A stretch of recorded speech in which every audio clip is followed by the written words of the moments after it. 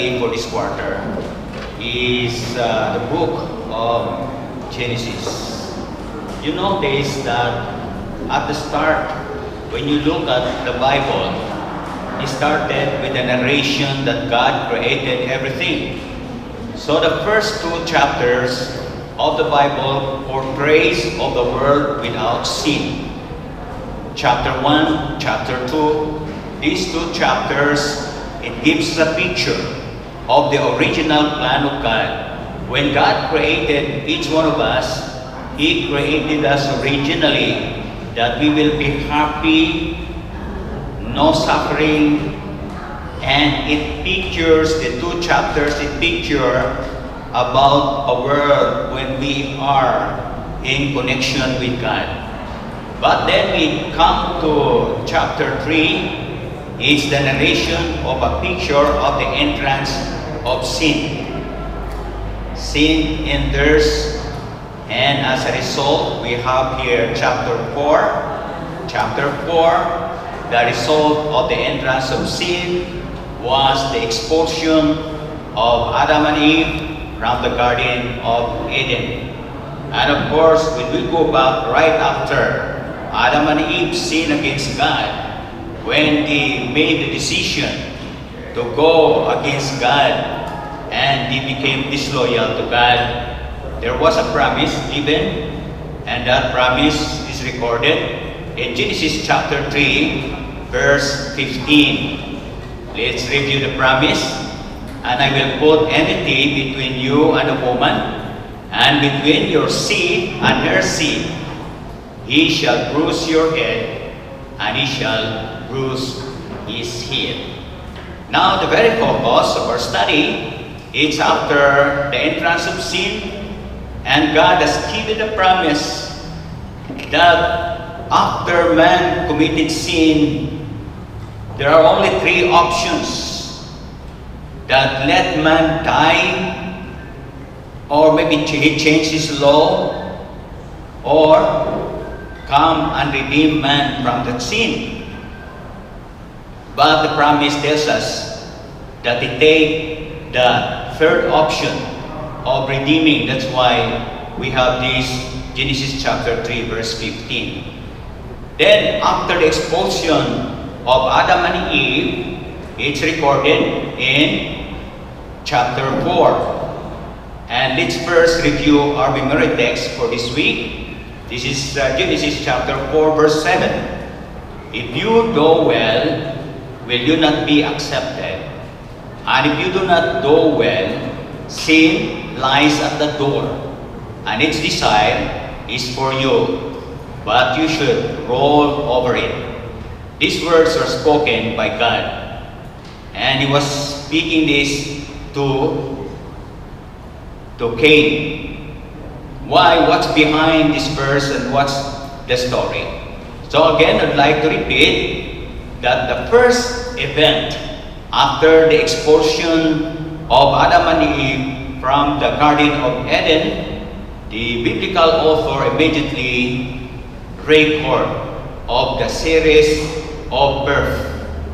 So, Genesis chapter 4 started with the narration of having birth.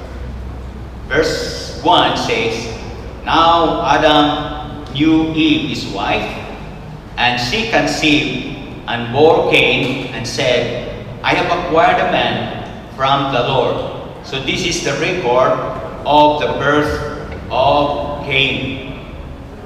And you know, Adam and Eve were so happy because of the coming of the son. He named it Cain. And you know the reason of their happiness. Because they were thinking that when God said, don't worry, you sin against me, and I have the option to redeem you from sin, and there will be coming Messiah. And according to the Desire of Ages, page 31, Adam and Eve were thinking that during their lifetime, that promise will be fulfilled. So upon the birth of Cain, they were rejoicing. Maybe this is now the promised Messiah. Ellen White said in The Desire of Ages, page 31, the Savior's coming was foretold in Eden. When Adam and Eve first heard the promise, they looked for its speedy fulfillment, and they joyfully welcomed their firstborn son, hoping that he might be the deliverer. So they named that first son Cain. And you know what's the original meaning of the name Cain? When you dig up from the original meaning, the word is kana, which means to acquire. Yes, we have acquired somebody that will be the fulfillment of the promise of God to redeem us from sin. It denotes the acquisition, the possession of something precious and powerful. Then we come to verse 2 of chapter 4. This is again the record of another son coming. Okay, so you notice that the Bible just records the event, but you don't know the gap of time. But anyway, chapter 4 verse 2 says that Eve bore another son. And this time, they name it Abel. And what's the original name? What's the meaning of Abel? It says here, it's from the Greek word Hebel. Hebel means vapor. The same was used in Psalm 62 verse 9. It's talking about breath. You know, the breath will just come out and then gone. It's like a vapor that is not permanent. It just go away. So that's the meaning of Abel. Okay, so the same word, Abel, is used over and over again in the book of Ecclesiastes for vanity. Abel means vapor, it's not permanent, it could readily be gone. And Abel means that it could not last long, it's vain. So when you look at the word vanity in the book of Ecclesiastes, the same with the original name of Abel, it's Hebel. Though he don't want to read into this short text, perhaps the idea is that Adam's and Eve's hope rested more in Cain, and they believe only in Cain because they believe he is the fulfillment of the promised Messiah. Now, as I was reading in the first day of discussion about Cain and Abel, and Adam and Eve gave the importance to Cain, and they did not really value Abel. And you know, in the last portion of the discussion, there was a question that is really for us to ponder about things. There are times that we give so much time, so much priority on something that is not important. And Solomon was so conversant about the attitude of man. Vanity. He enumerated the things that usually the focus of man. And then he said, warning, it's all vanity. You focus for something that is like a vapor. Take, for example, material things. You pursue, you give all your energies on material things, but that is heaven. It won't last long. It's like just a vapor. Focus on something that has greater value, that has an eternal value. So in the discussion about Abel and Cain, they just took for granted Abel. They name it, it's not lasting. Abel is just nothing. But actually the reality is that Abel, the second son, is very important. And in our life, sometimes we just take for granted something that is so important. So that is the food for thought for the first discussion. Then we proceed on in the discussing about what happened, especially in chapter 4. We have here Genesis chapter 4, verse 2, the coming of Abel, and then the description of their vocation, of the things that they love to do. It's very short. Says Abel. Now Abel was a keeper of a sheep. How about Cain? Cain was a tiller of the ground. And Cain was a tiller of the ground. You know, it's hard job. To be the tiller of the ground is hard. Have you tried farming? Have you tried gardening? You're working under the heat of the sun. But the passion of Cain is a profession requiring physical hard work. But how about Abel? What is required to do as a shepherd?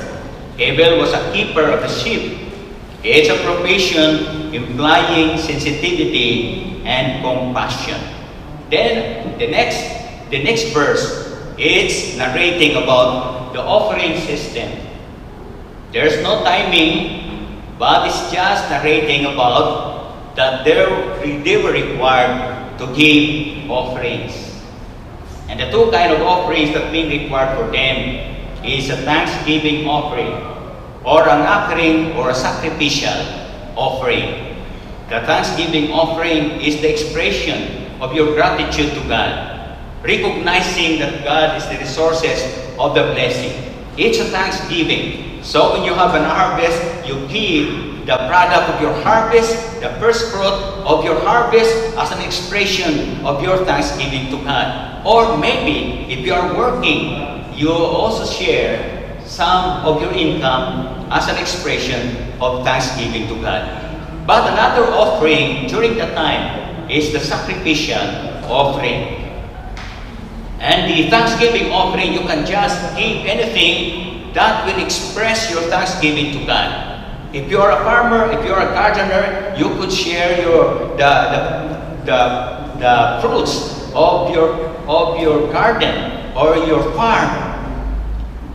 But whatever your vocation, whether you are a gardener or whatever your vocation, sacrificial offering as a very, very important instruction. And as instruction is that there should be shedding of blood. But you know the attitude of Cain. We don't have record whether in the past he was always following the sacrificial or thanksgiving offering. But in this chapter, because there is a target for this chapter for us to learn in our life, that one time Cain did not follow. He questioned God about the instruction of God. It's not logical. It's not fair. I'm working as a gardener. Why expect me to offer an animal?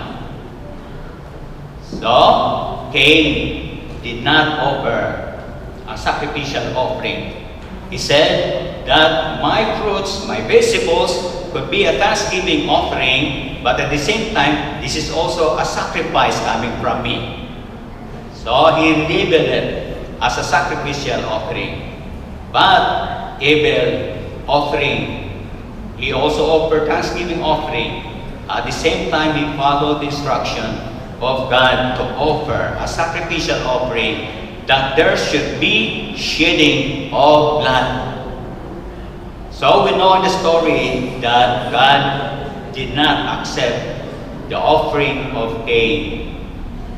And why?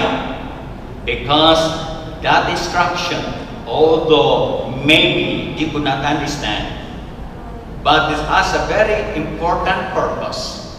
The sacrificial offering could help them go back to Genesis chapter 3, verse 15.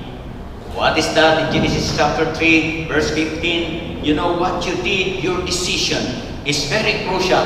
Adam and Eve, the result is actually very, very worst kind of the decision. Because you'll only be helped when there is a shedding of blood. And that shedding of blood could be your blood. Amen. For the wages of sin is death. And the word death, in that verse, it gives us the idea that is not an ordinary death that we have. That death should be permanent. And only that you will be held from the type of death when there is a shedding of blood. And Abel understood it very well.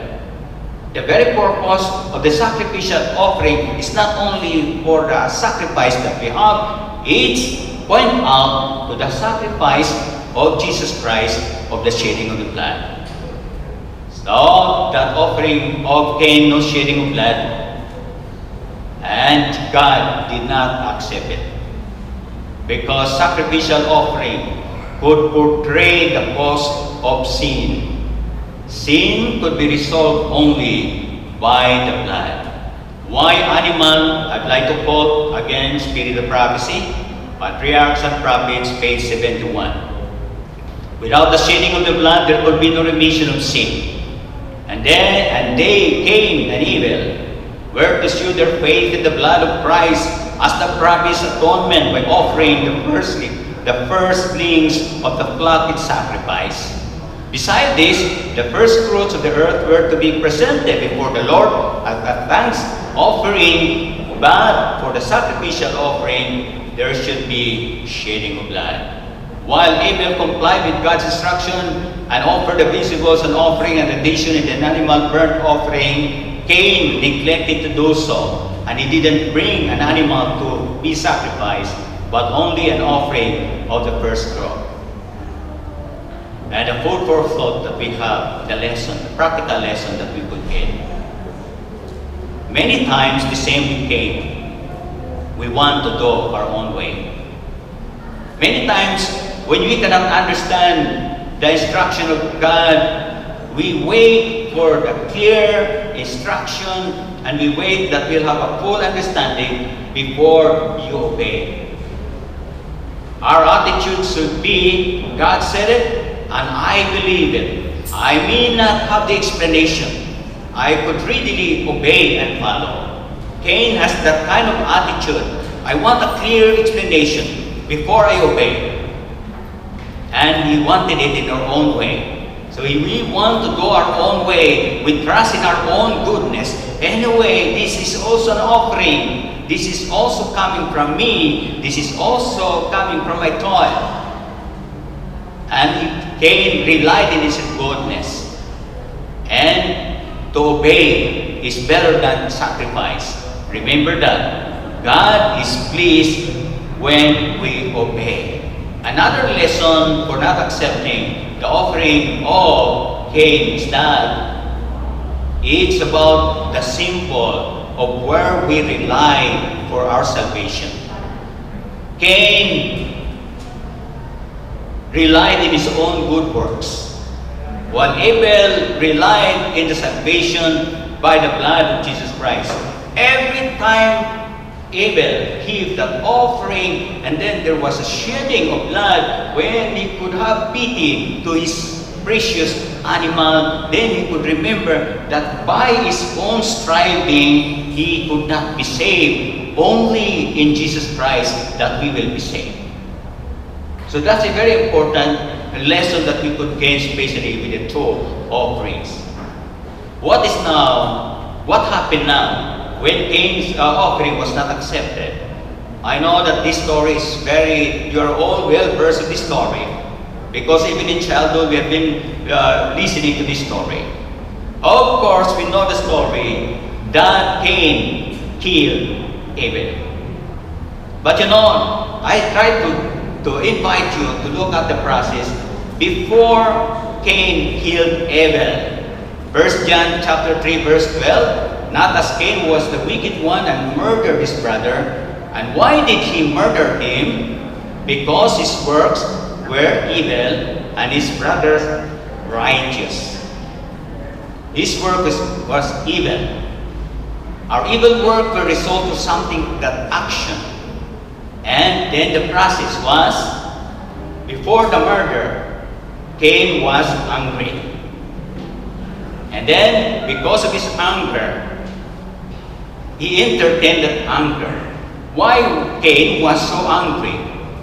Because he entertained the idea that God is unjust. God is not just. He was a victim of injustice. The attitude of having the feeling you are the victim of injustice. Be careful about that. Many times we entertain that other people are so unjust with us.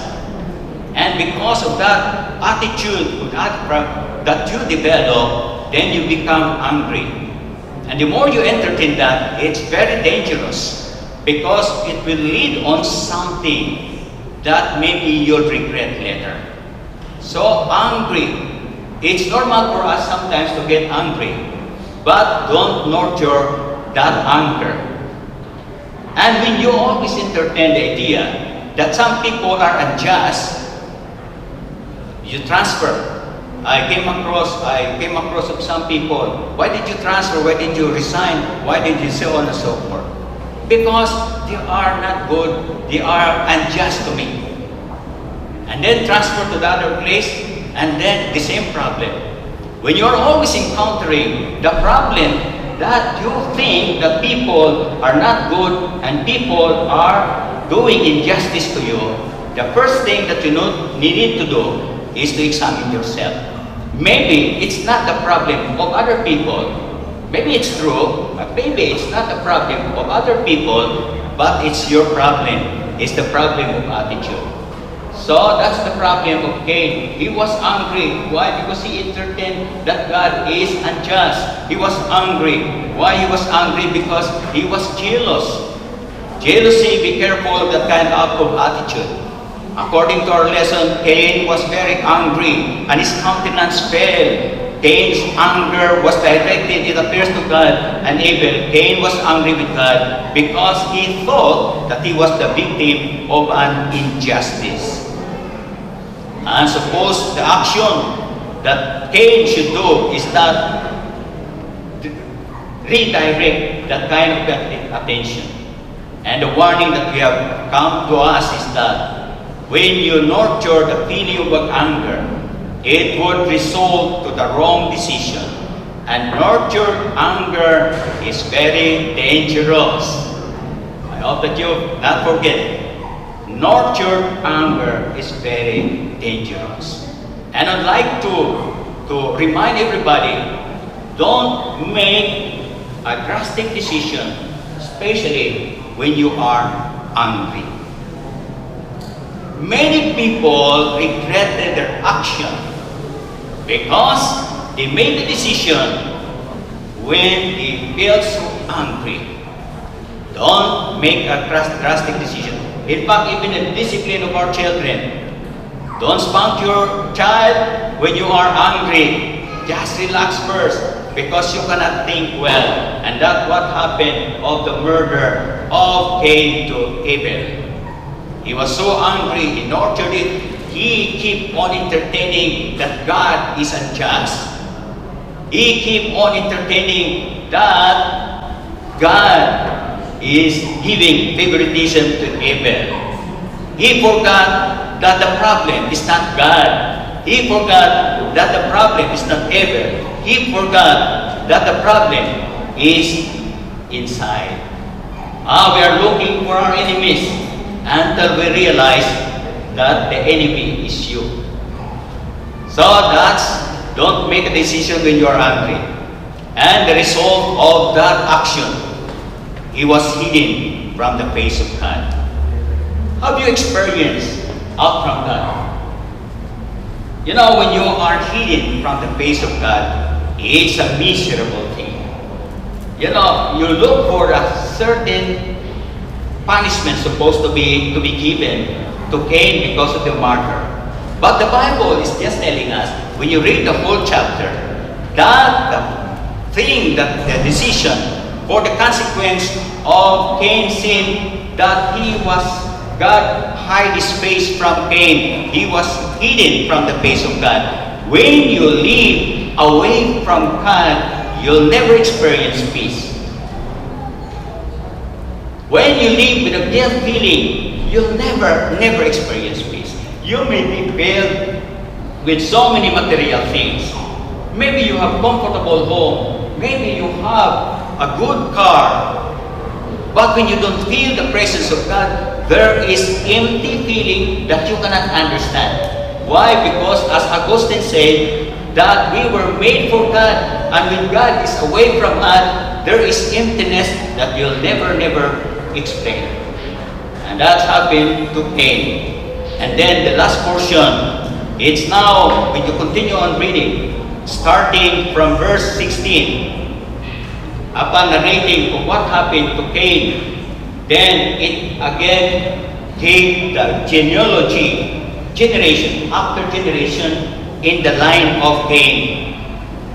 And you know, in the line of Cain, the generation in the line of Cain, this action still was practiced by the following generation. What was Cain's legacy and how did Cain's crime open the way? It's an increasing wickedness of humankind. The follow the generations of Cain, it gives us the message that what it means to follow our own inventions and to be hidden from the face of God. Okay, for example, part of the generation of Cain, Lamech, the same with Cain, boasts his own work and ability. He highlights the downward trend of humanity's society. He followed Cain in the attitude of having his own way. Cain's legacy to his children, a life of disobedience. Cain's legacy to his children, a life trusting his own ability, working his own way for salvation. Cain's legacy, hiding from the face of God, and it's not teachable. And this morning, you know the legacy of Cain. You like the legacy of Cain? My question is that, what kind of legacy you leave for your children? You know, when Enoch begat Methuselah, he made it a point to serve God, to walk with God. Enoch walked with God after he begat Methuselah, because he wanted to have a good legacy to his family. The question for practical application of our lesson, Cain's legacy is not good because it gave the legacy of downward trend to wickedness of humanity. And I hope that the legacy that we leave to our church, legacy that we leave to our children, it's all about walking with God. That's why our lesson is telling us Cain's legacy. I hope that we will not also follow the legacy of Cain. And I hope and pray to the Lord that we give our own legacy to our family.